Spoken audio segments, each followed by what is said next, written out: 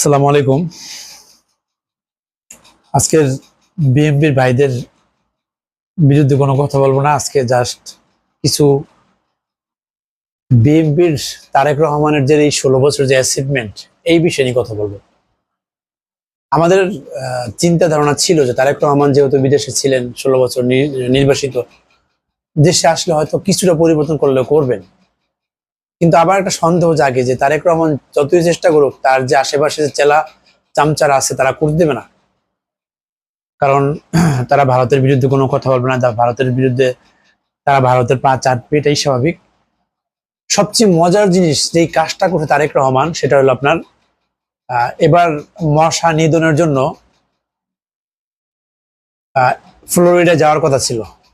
আমেরিকার ফ্লোরিডা যাওয়ার কথা ছিল, যুক্তরাষ্ট্রের ফ্লোরিডা যাওয়ার কথা ছিল। আপনার যেটা সচরাচর হয়, ওই সাঁতার শিখতে যায়, তারপর ধান লাগানো শিখতে যায়, এরকম বিশাল বহর নিয়ে যাবে, রাষ্ট্রীয় কোষাগার থেকে হিউজ টাকা খরচ করবে।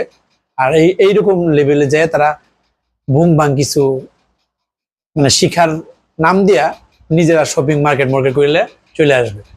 তো তারেক রহমানের কাছে এরকম একটা, তারেক রহমান মানে মাননীয় প্রধানমন্ত্রী তারেক রহমানের কাছে একটা এরকম আহ দরখাস্ত আসছিল বা অ্যাপ্লিকেশন আসছিল যে মশা নিধন শিখার জন্য একটা টিম যুক্তরাষ্ট্রের ফ্লোরিডা যাওয়ার কথা ছিল।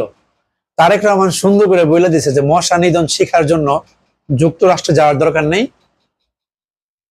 বর্তমানে সন্ধ্যার পরে কোন ডোবা বা রাস্তার পাশে দাঁড়াইলেই অনেক উদ্ভাবনীয় চিন্তা ভাবনা আসবে। তারেক রহমানকে এখানে ধন্যবাদ দেওয়া উচিত। এখন তারা তো নাখোশ, মানে যারা এই আবেদনটা করছে। আপনি দেখেন ভাই, এই যে আমি বসে আছি আমার বাসায়, মশারে টাঙ্গায় বসতে হয়, কি পরিমাণ মশা, কয়েলে কাজ হয় না। অথচ সিটি কর্পোরেশন লোকেরা কোনো মশার ঔষধ দিবেও না, দিলে ওই ধুয়াই শুধু, কোনো কাজ হয় না। অথচ হিউজ টাকা বরাদ্দ থাকে এখানে। আর আপনার এখানে এলাকায় প্রতিটা বিল্ডিং এর নিচে পানি জমে আছে, প্রতিটা বিল্ডিং, বেশিরভাগ বিল্ডিং এর নিচে পানি জমে আছে। এই পানি নিষ্কাশনের কোনো ব্যবস্থা করে না, তাহলে মশা তো অটোমেটিক জন্ম নেয় এখানে। তো তারেক রহমানকে সবচেয়ে মানে তার প্রশংসা করলাম এই জন্যই যে তারেক রহমানের যে পরিবর্তন হবে, তারেক রহমান যে দেশের সাথে কিছু করবে, তার কিছু নমুনা পাওয়া যাচ্ছে। এখন জানি না তারেক রহমান এটা কতটা সফল হবে, কারণ